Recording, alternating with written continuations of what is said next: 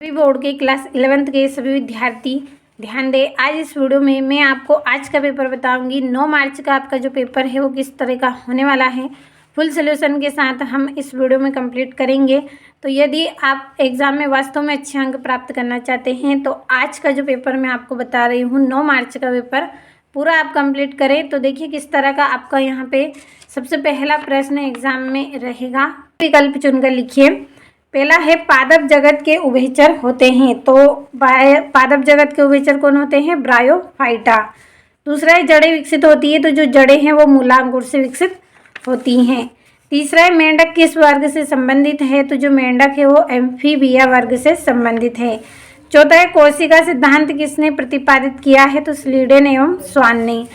पांचवा है पायरुविक अम्ल में कितने कार्बन परमाणु होते हैं, तो 3 होते हैं। चौथा है रक्त प्लाज्मा में पाई जाने वाली मुख्य प्रोटीन है, तो फाइब्रिनोजन, ग्लोबिन, एल्बुमिन सभी। तो ये सभी आपको यहाँ पे राइट रहेगा। यहाँ से इंग्लिश मीडियम वाले बच्चों के लिए कंप्लीट कर दिया है, स्क्रीनशॉट लें और अच्छे से कंप्लीट आप करें। चलिए अगले प्रश्न की ओर बढ़ते हैं। तो ये आपका दूसरा प्रश्न है, रिक्त स्थान की पूर्ति कीजिए। पहला है सन 1969 में डेडेस द्वारा 5 जगत वर्गीकरण की पद्धति प्रस्तावित की गई थी, तो R.H. व्हिटकर द्वारा। दूसरा है रंध्रीय छिद्र द्वारा कोशिकाएं तथा सहायक कोशिकाएं मिलकर डेडेस का निर्माण करती हैं, तो रंध्रीय उपकरण का निर्माण करती हैं। तीसरा है ईस्ट में किण्वन के दौरान डेडेस का निर्माण होता है, तो एथेनॉल और कार्बन डाइऑक्साइड का। चौथा है सीमा कारक सिद्धांत डेडेस वैज्ञानिक द्वारा दिया गया है, तो ब्लैकमैन के द्वारा दिया गया है। पांचवा है डेडेस पादप हार्मोन फलों को पकाने में बहुत प्रभावी हैं, तो एथिलीन जो हार्मोन है वो फलों को पकाने के लिए बहुत उपयोगी है।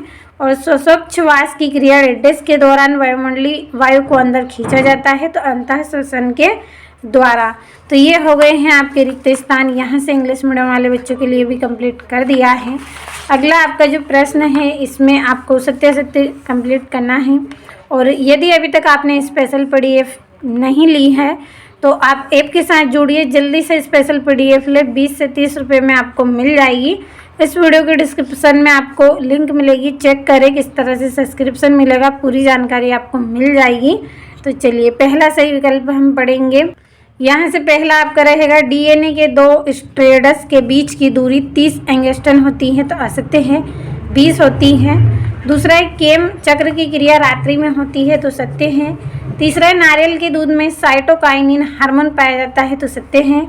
चौथा है हीमोग्लोबिन Cu तत्व पाया जाता है, तो असत्य है, Fe तत्व पाया जाता है। पांचवा है हृदय पेशियां जीवन भर कार्य करती है, तो सत्य है। और 2 तंत्रिकाओं के संपर्क स्थल को सिनेप्स कहते हैं, तो ये भी आपका सत्य रहेगा। यहाँ से इंग्लिश मीडियम वाले बच्चे जल्दी से स्क्रीनशॉट आप लें। चलिए अगले प्रश्न की ओर बढ़ते हैं। चौथा आपका प्रश्न रहेगा सही जोड़ी मिलाकर लिखिए। पहली है हीमोग्लोबिन, तो इसकी जोड़ी रहेगी ऑक्सीजन परिवहन। दूसरा है श्वसन रोग, तो इसकी जोड़ी आपकी रहेगी सिस्मो मैनोमीटर। तीसरा है दूसरा है श्वसन रोग से क्या होता है? दमा होता है। और रक्त दाब का रहेगा सिस्मो मैनोमीटर। अगला है सर्वाधिक विषाक्त उत्सर्जी पदार्थ है, तो अमोनिया है। और बिलीरुबिन, तो इसकी जोड़ी आपकी रहेगी पितरस। ये हो गई जोड़ियाँ, यहाँ से इंग्लिश मीडियम वाले बच्चों के लिए हैं। तो 100% आपका क्वेश्चन 9 मार्च के दिन रहेगा। आप बस सभी प्रश्नों को अच्छे से कंप्लीट करें। प्रश्न है उसमें एक वाक्य में उत्तर लिखिए। पहला है टेरिडोफाइटा के 2 सदस्यों के नाम लिखिए, तो सिलेजिनेला और फर्न। दूसरा है केचुए में टिप्लोसोल का कार्य लिखिए, तो यह अवशोषण के लिए प्रभावित सतह क्षेत्रों को बढ़ाता है। तीसरा है मास्ट कोशिकाएं पाई जाती हैं, तो संयोजी ऊतक में पाई जाती हैं।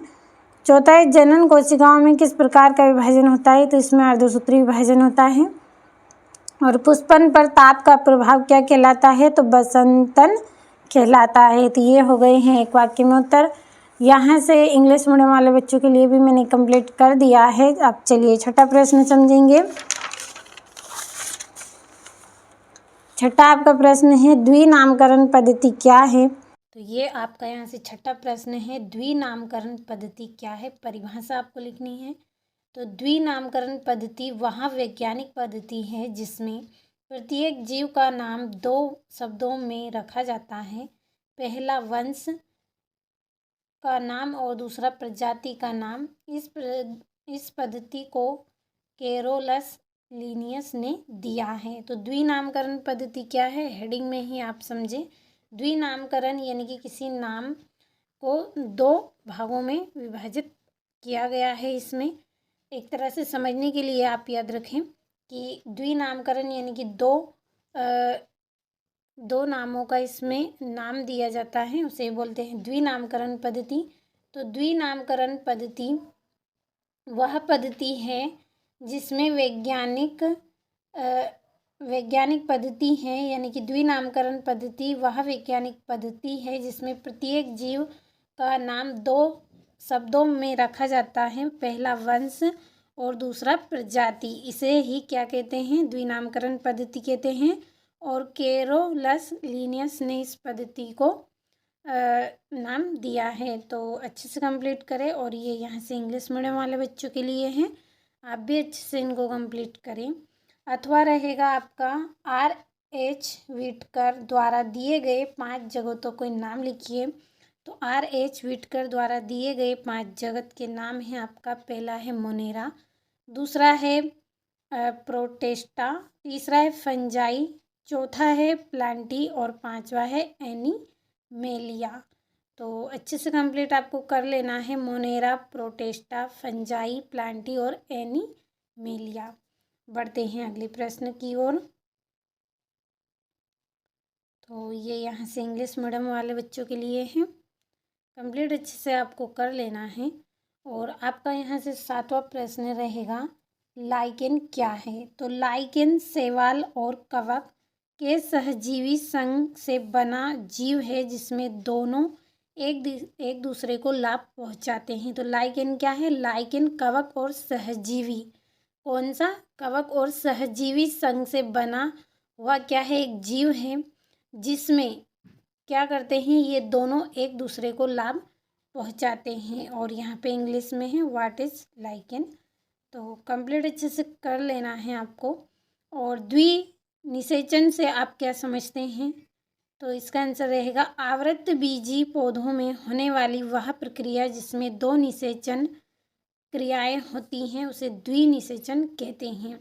द्विनिषेचन यानी कि द्विनिषेचन की क्रियाएं होती हैं उसे हम बोलते हैं द्विनिषेचन। तो आवृत बीजी पौधों में ध्यान देना है आपको, कौन से पौधों में होती हैं, आवृत्ति बीजी पौधों में होने वाली वह प्रक्रिया जिसमें 2 निषेचन क्रियाएं होती हैं उसे द्विनिषेचन कहते हैं।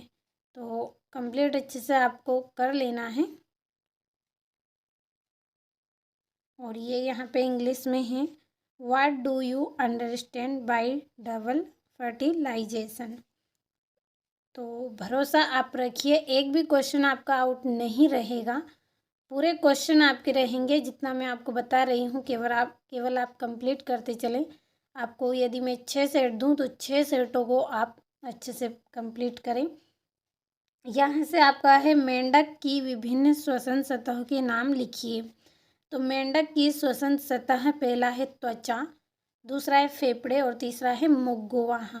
इन तीनों सतह के द्वारा क्या करता है, मेंढक श्वसन करता है। कौन से हैं, त्वचा है, फेफड़ा है और मुख गुहा है। कंप्लीट अच्छे से करें। इंग्लिश मीडियम वाले बच्चे आप भी अच्छे से इनको कंप्लीट करें। और यहाँ से आपका अथवा है मेंढक में ग्रीष्म निष्क्रियता को स्पष्ट कीजिए। तो गर्मी के मौसम में मेंढक द्वारा मिट्टी में छिपकर निष्क्रिय अवस्था में रहने को ग्रीष्म निष्क्रियता कहते हैं। गर्मियों में मेंढक क्या करता है, गर्मी के मौसम में मेंढक द्वारा क्या है, मिट्टी में छिपकर निष्क्रिय अवस्था में रहने की जो अवस्था होती है उसे ग्रीष्म निष्क्रियता कहते हैं। अब यहाँ से आपका 9वां जो प्रश्न है, विभाज्य योतक ऊतक को परिभाषित कीजिए। विभाज्य योतक ऊतक को परिभाषित आपको करना है। तो वे ऊतक जिनकी कोशिकाएं लगातार विभाजन करती रहती हैं और पौधे की वृद्धि में सहायता करती हैं, विभाज्य योतक ऊतक कहलाते हैं। क्या है परिभाषा, कि वे ऊतक जिनकी कोशिकाएं क्या करेंगी, कोशिकाएं करेंगी, क्या करेंगी, लगातार विभाजन करती है, यानी कि बंटवारा करती रहती हैं। विभाजन यानी कि अलग अलग होना, तो लगातार विभाजन करती रहती हैं जिससे क्या है, पौधे की वृद्धि में सहायता होती है उसे ही बोलते हैं विभाज्य योतक ऊतक। तो आसान और सरल भाषा में आपके लिए मैंने यहाँ पे नोट्स भी बनाए हैं, कंप्लीट अच्छे से कर लेना है। और अगला आपका प्रश्न है, वार्षिक वलयों के आधार पर किसी पौधे की आयु का निर्धारण कैसे किया जाता है? तो इसका आंसर आपका रहेगा, तने में उपस्थित वार्षिक वलयों की संख्या गिनकर पौधों की आयु का निर्धारण किया जाता है। क्या होता है इसमें कि जो वार्षिक वलय के आधार पर किसी पौधे की आयु का निर्धारण कैसे किया जाता है, तो तने में उपस्थित वार्षिक वलयों की संख्या गिनकर पौधे की आयु का निर्धारण किया जाता है। 10वां प्रश्न है, एंजाइम के 2 गुण लिखिए। तो एंजाइम जैव उत्प्रेरक होते हैं। दूसरा है, एंजाइम अभिक्रिया की गति को बढ़ाते हैं। तीसरा है, एंजाइम बहुत कम मात्रा में प्रभावी होते हैं। और चौथा है, एंजाइम अभिक्रिया के बाद स्वयं नष्ट नहीं होते हैं। जो एंजाइम हैं इनके 2 गुण कौन से हैं? यहाँ पे 4 गुण आपको दिए हैं, जो अच्छा गुण आपको लगे वो कंप्लीट कर लेना है। तो एंजाइम क्या है? जैव उत्प्रेरक हैं। ये क्या करते हैं? अभिक्रिया की गति को बढ़ाते हैं। और एंजाइम बहुत कम मात्रा में प्रभावी होते हैं। और एंजाइम अभिक्रिया के बाद स्वयं नष्ट नहीं होते हैं। ये यहाँ से इंग्लिश मीडियम वाले बच्चों के लिए हैं, कंप्लीट करें। और यहाँ से आपका है, न्यूक्लियोटाइड्स क्या होते हैं? किसी 2 न्यूक्लियोटाइड्स के नाम लिखिए। तो न्यूक्लियोटाइड्स न्यूक्लिक अम्ल एवं की संरचना इकाई होते हैं। जो न्यूक्लियोटाइड होते हैं वो क्या है? न्यूक्लिक अम्ल, डीएनए एवं आरएनए की संरचना की इकाई होते हैं। तो पहला है आपका एडेनिन, दूसरा है ग्वानिन, तीसरा है साइटोसिन और चौथा है थाइमिन। क्या है? एडेनिन, ग्वानिन, साइटोसिन और थाइमिन। अब ये यहाँ से भी कंप्लीट करें। 11वां है, नेफ्रॉन का नामांकित चित्र बनाइए। तो ये यहाँ पे आपका जो नेफ्रॉन है, नेफ्रॉन का ये नामांकित चित्र आपका इसमें है, कंप्लीट अच्छे से आपको कर लेना है। और यहाँ से आपका इसमें अथवा रहेगा, मानव में वृक्क के अतिरिक्त अन्य 2 उत्सर्जी अंगों के नाम आपको लिखना है। तो मानव में वृक्क के अतिरिक्त भी आपको 2 उत्सर्जी अंगों के नाम बताना है। पहला है फेफड़ा, दूसरा है त्वचा, तीसरा है यकृत और चौथा है यात। क्या है? फेफड़ा, त्वचा, आकृत और आंत। तो इस तरह से कंप्लीट करें। 12वां प्रश्न, ऑक्सिन हार्मोन के 2 कार्य लिखिए। तो पहला है, तने की लंबाई बढ़ाता है। ऑक्सिन क्या करता है? तने की लंबाई को बढ़ाता है। दूसरा, कोशिका दीर्घीकरण में सहायता करता है। तीसरा, शीर्ष प्रभुत्व को नियंत्रित करता है। और चौथा है, जड़ों के विकास में सहायक होता है। तने की लंबाई को बढ़ाएगा, कोशिका को दीर्घीकरण में सहायता करता है, शीर्ष प्रभुत्व को नियंत्रित करता है और जड़ों के विकास में मदद करता है। तो जो पॉइंट अच्छे लगे कंप्लीट करें, 2 लिखना है। और अथवा है, साइटोकाइनिन हार्मोन के 2 कार्य लिखिए। तो कोशिका विभाजन को प्रोत्साहित करता है। क्या करता है? जो कोशिका का विभाजन होता है तो उसे प्रोत्साहित करता है। दूसरा, पत्तियों की वृद्धावस्था को विलंबित करता है। और पार्श्व कलियों को वृद्धि करता है। जो पार्श्व कलियाँ होती है उसकी वृद्धि करता है और पत्तियों को हरा भरा बनाए रखता है। तो बहुत ही आसान है, कंप्लीट अच्छे से कर लेना है। आपके लिए यहाँ पे सटीक उत्तर बनाया गया है ताकि आपको पूरे अंक मिले और कम समय में आप अच्छे से कंप्लीट कर सकें। 13वां, पीयूष ग्रंथि को मास्टर ग्रंथि क्यों कहा जाता है? तो पीयूष ग्रंथि को मास्टर ग्रंथि कहा जाता है क्योंकि यह शरीर की अन्य अंतःस्रावी ग्रंथियों के हार्मोन स्रावन को नियंत्रित करता है। क्यों कहा गया है? क्योंकि क्या करता है? शरीर की अन्य जो अंतःस्रावी ग्रंथियाँ होती है उनके हार्मोन स्रावन को यह नियंत्रित करने का कार्य करता है। और शलाका कोशिका शंकु कोशिका से किस प्रकार भिन्न है? तो शलाका कोशिका शंकु कोशिका में अंतर आपको यहाँ पे बताना है। पहला है, शलाका कोशिकाएं मंद प्रकाश में देखने में सहायक होती हैं। ये कोशिका क्या करती है? मंद प्रकाश यानी कि कम प्रकाश में भी देखने में सहायता करती हैं। शंकु कोशिकाएं तेज प्रकाश में देखने में सहायता करती हैं। जो शंकु कोशिकाएं होती है उनको तेज प्रकाश चाहिए, अधिक प्रकाश चाहिए देखने के लिए, उसमें ये सहायता करती हैं। और शलाका कोशिकाएं रंगों का ज्ञान नहीं करती, जबकि शंकु कोशिकाएं रंगों का ज्ञान करती हैं। जो शलाका कोशिकाएं होती हैं वो क्या करती हैं? रंगों का ज्ञान नहीं करती हैं और संघ कोशिकाएं रंगों का ज्ञान कराती हैं। तो समझ में अच्छे से आया होगा आपको। बढ़ते हैं हमारे अगले प्रश्न की ओर। तो 14वां है, शैवालों के 3 प्रमुख लक्षण लिखिए। तो 3 प्रमुख लक्षण निम्नलिखित है। पहला है, शैवाल सरल थैलाकार पौधे होते हैं जिनमें जड़, तना और पत्ती का विभेदन नहीं होता है। ये कैसे होते हैं? थैलाकार पौधे होते हैं जिनमें जड़, तना, पत्ती का विभेद नहीं होता है। दूसरा, ये मुख्यतः जलीय होते हैं तथा प्रकाश संश्लेषण द्वारा भोजन बनाते हैं। क्या करते हैं? ये एक जलीय पौधे होते हैं जो क्या करते हैं? प्रकाश संश्लेषण से अपना भोजन बनाते हैं। और इनमें क्लोरोफिल उपस्थित होता है और ये स्वपोषी होते हैं। देखिए, अपना भोजन स्वयं बनाते हैं तो क्लोरोफिल की उपस्थिति में ही बनाते हैं और स्वपोषी ये होते हैं, स्वयं अपना भोजन ये बनाते हैं। और यहाँ से जिम्नोस्पर्म को एंजियोस्पर्म से किस प्रकार विभेदित किया जा सकता है? कोई 3 विभेदन बताना है। तो जिम्नोस्पर्म और एंजियोस्पर्म के बीच 3 प्रमुख अंतर निम्नलिखित हैं। पहला है, जिम्नोस्पर्म में बीज नग्न होते हैं जबकि एंजियोस्पर्म में बीज फल के भीतर सुरक्षित रहता है। क्या है? जिम्नोस्पर्म में जो बीज होता है वो नग्न होता है और एंजियोस्पर्म में जो बीज होता है वो फल के भीतर सुरक्षित रहता है। दूसरा है, जिम्नोस्पर्म में फूल नहीं होते हैं जबकि एंजियोस्पर्म में स्पष्ट फूल पाए जाते हैं। इसमें फूल नहीं पाए जाते हैं, इसमें फूल पाए जाते हैं। तीसरा है, जिम्नोस्पर्म में द्विनिषेचन नहीं होता है जबकि इसमें द्विनिषेचन पाया जाता है। तो आसान और सरल भाषा में ही आपके लिए यहाँ पे आंसर तैयार किए हैं। भरोसा रखें, आप एक एक प्रश्न को अच्छे से कंप्लीट करें। भरोसा रखें, एक भी प्रश्न आपका इसमें से आउट नहीं रहेगा। पूरे क्वेश्चन आपके इसमें से रहने ही वाले हैं। जितनी तैयारी मैं आपको करवा रही हूँ केवल आप कंप्लीट इसको करते चलें। अब यहाँ से 15वां है, ऑक्सीकारी फास्फोरिलीकरण की प्रक्रिया लिखिए। तो ऑक्सीकारी फास्फोरिलीकरण माइटोकॉन्ड्रिया की आंतरिक झिल्ली पर होने वाली वह प्रक्रिया है जिसमें इलेक्ट्रॉन परिवहन श्रृंखला के मध्य एटीपी का निर्माण होता है। क्या है? यह माइटोकॉन्ड्रिया के जो आंतरिक झिल्ली होती है, इसकी आंतरिक झिल्ली पर होने वाली प्रक्रिया है जिसमें इलेक्ट्रॉन परिवहन श्रृंखला के मध्य क्या होता है? एटीपी का निर्माण होता है। और इस प्रक्रिया में NADH और FADH2 से इलेक्ट्रॉन ऑक्सीजन तक पहुंचते हैं और ऊर्जा एटीपी संश्लेषण में उपयोग होते हैं। ये यहाँ से इंग्लिश मीडियम वाले बच्चों के लिए है। यहाँ से आपका अथवा है, ग्लाइकोलिसिस का रेखा चित्र बनाइए। तो आपका यहाँ पे आंसर रहने वाला है, ग्लाइकोलिसिस वह प्रक्रिया है जिसमें ग्लूकोज का अपघटन होकर पायरुविक अम्ल बनता है।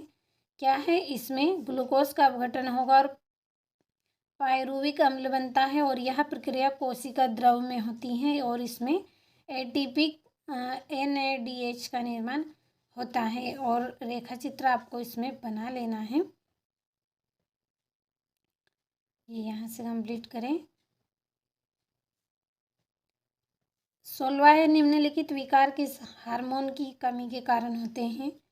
तो डायबिटीज, गोइटर, एडिसन रोग। तो ये किस हार्मोन की कमी के कारण होंगे?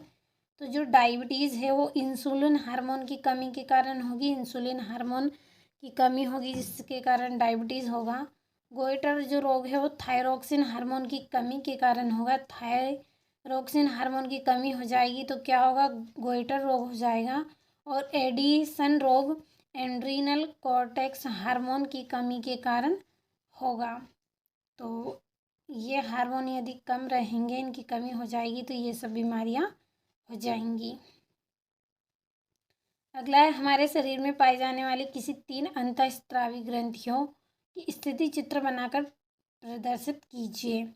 तो मानव शरीर की 3 प्रमुख अंतःस्रावी ग्रंथियां हैं। पहला है प्यूटरी ग्रंथि, मस्तिष्क के आधार पर।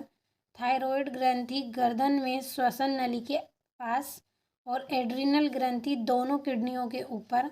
और चित्र आपको इसका बना लेना है। यहाँ पे मैं चित्र आपके लिए तैयार नहीं कर पाई हूँ तो आपको चित्र बना लेना है। और ये यहाँ से इंग्लिश मीडियम वाले बच्चों के लिए है। 17वां है संवहनी ऊतक को परिभाषित करते हुए उसके प्रकारों को चित्र से लिखिए। संवहनी ऊतक वे ऊतक होते हैं जो पौधों में जल, खनिज, लवण तथा भोजन के परिवहन का कार्य करते हैं। संवहन ऊतक क्या है? वे ऊतक होते हैं जो पौधों में क्या करते हैं? जल, खनिज, लवण तथा भोजन का ये परिवहन करने का कार्य करते हैं, यानी कि एक स्थान से दूसरे स्थान पर लाने ले जाने का कार्य करते हैं। परिवहन यानी कि एक स्थान से दूसरे स्थान पर आने जाने का कार्य, लाने ले जाने का कार्य। अगला है संवहनी ऊतक दो प्रकार के होते हैं। पहला है संवहनी ऊतक दो प्रकार के होते हैं। जाइलम, यह जड़ों से पौधों के अन्य भागों तक जल एवं खनिज लवण पहुंचाता है। जाइलम क्या करता है? पौधों की जो जड़ें हैं उनके अन्य भागों तक क्या करता है? जल, खनिज पहुंचाने का कार्य करेगा। इसके अवयव हैं ट्रेकिड वाहिकाएं हैं, जाइलम, पेरेकाइमा और जाइलम तंतु। और तीसरा है फ्लोएम, यह पत्तियों में बने भोजन को पौधों के सभी अंग भागों तक पहुंचाता है। फ्लोएम क्या करता है? पत्ती में बने हुए जो भोजन होता है उन भोजन को पौधों के सभी भागों को पहुंचाने का कार्य करता है। इसके अवयव चलनी नलिकाएं, सहचर कोशिकाएं, फ्लोएम, पेरेकाइमा और फ्लोएम तंतु। तो समझ में अच्छे से आया होगा आपको। और ये यहाँ से इंग्लिश मीडियम वाले बच्चों के लिए कंप्लीट कर लेना है। बढ़ते हैं अगले प्रश्न की ओर। तो यहाँ से एक बीजपत्री तने के अनुप्रस्थ काट की संरचना का नामांकित चित्र आपको बनाना है। तो ये आपका यहाँ पे चित्र है। अच्छे से आप चित्र को कंप्लीट करें। एक बार थोड़ा सा बड़ा करके मैं आपको यहाँ पे दिखा रही हूँ। इस तरह से ये आपका चित्र इसमें रहेगा। बढ़ते हैं हमारे अगले प्रश्न की ओर। यहाँ से 18वां है नेफ्रॉन की संरचना का नामांकित चित्र। तो इस तरह से आपको नेफ्रॉन का ये चित्र बनाना है।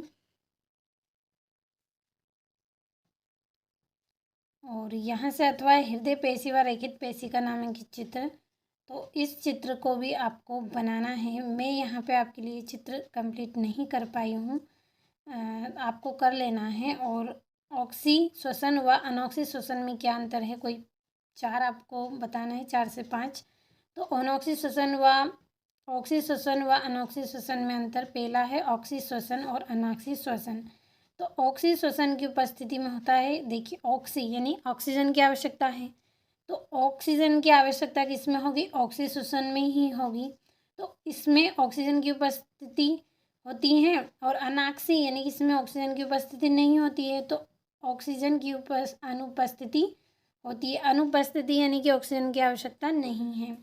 दूसरा है पूर्ण ऑक्सीकरण होता है। इसमें क्या होता है? पूर्ण ऑक्सीकरण होता है, इसमें अपूर्ण ऑक्सीकरण होता है। तीसरा है अधिक ऊर्जा उत्पन्न होती है, इसमें कम ऊर्जा उत्पन्न होती है। चौथा है इसमें CO2 और H2O बनते हैं और इसमें अल्कोहल या लैक्टिक अम्ल बनता है। इसमें माइटोकॉन्ड्रिया में होता है और यह साइटोप्लाज्मा में होता है। तो काफ़ी आसान और सरल अंतर आपके लिए यहाँ पे लिखे हैं कि ऑक्सीजन की उपस्थिति में ऑक्सी श्वसन की क्रिया होती है और अनाक्सी श्वसन की क्रिया ऑक्सीजन की अनुपस्थिति में होती है। इसमें पूर्ण ऑक्सीकरण होता है, उसमें अपूर्ण ऑक्सीकरण होता है। इसमें अधिक ऊर्जा उत्पन्न होती है और इसमें कम ऊर्जा उत्पन्न होती है। पूरी तरह से इसका ऑक्सीकरण होगा तो जो ऊर्जा है वो भी क्या है? अधिक ही प्राप्त होगी। इसमें पूरी तरह से ऑक्सीकरण नहीं हुआ है तो कम ऊर्जा उत्पन्न होगी। इसमें CO2 और H2O दोनों बनते हैं, यानी कार्बन डाइऑक्साइड गैस और जल दोनों बनते हैं। और इसमें अल्कोहल या लैक्टिक अम्ल बनता है और माइटोकॉन्ड्रिया में होती है और ये साइटोप्लाज्मा में होती हैं। और यहाँ से इंग्लिश मीडियम वाले बच्चे आप भी इनको अच्छे से कंप्लीट ज़रूर करें। ये यहाँ से बढ़ते हैं हमारे अगले प्रश्न की ओर। तो यहाँ से प्रकाश संश्लेषण एवं श्वसन आपस में किस प्रकार एक दूसरे से संबंधित हैं? तो प्रकाश संश्लेषण में भोजन एवं ऑक्सीजन का निर्माण होता है जो श्वसन में उपयोग होते हैं। प्रकाश संश्लेषण में भोजन एवं ऑक्सीजन का निर्माण होता है जो श्वसन में उपयोग होता है। और श्वसन में उत्पन्न CO2 और जल का उपयोग प्रकाश संश्लेषण में होता है। जो श्वसन है उसमें कार्बन डाइऑक्साइड गैस और जो जल है इसका उपयोग प्रकाश संश्लेषण में होता है। और इस प्रकार दोनों प्रक्रियाएं एक दूसरे की पूरक हैं और ऊर्जा संतुलन बनाए रखती हैं। ये यहाँ से इंग्लिश मीडियम वाले बच्चों के लिए है। कंप्लीट अच्छे से आपको कर लेना है यहाँ से। और आपका ये 20वां प्रश्न, निम्नलिखित हार्मोनों के दो कार्य लिखिए। पैराथायरॉयड हार्मोन और एस्ट्रोजन हार्मोन। तो पैराथायरॉयड हार्मोन के कार्य हैं, पहला यह रक्त में कैल्शियम का स्तर बढ़ाता है और यह हड्डियों से कैल्शियम को रक्त में छोड़ने में सहायता करता है। क्या करता है? रक्त में कैल्शियम का स्तर बढ़ाएगा। और दूसरा क्या करेगा? यह हड्डियों में कैल्शियम रक्त को छोड़ने में मदद करता है। दूसरा है एस्ट्रोजन हार्मोन के कार्य, यह स्त्रियों में द्वितीयक लैंगिक लक्षणों का विकास करता है और यह मासिक धर्म चक्र को नियंत्रित करता है। क्या करता है? स्त्रियों में द्वितीयक लैंगिक लक्षणों का विकास करता है और मासिक धर्म को नियंत्रित करता है। तो अच्छे से कंप्लीट आपको कर लेना है।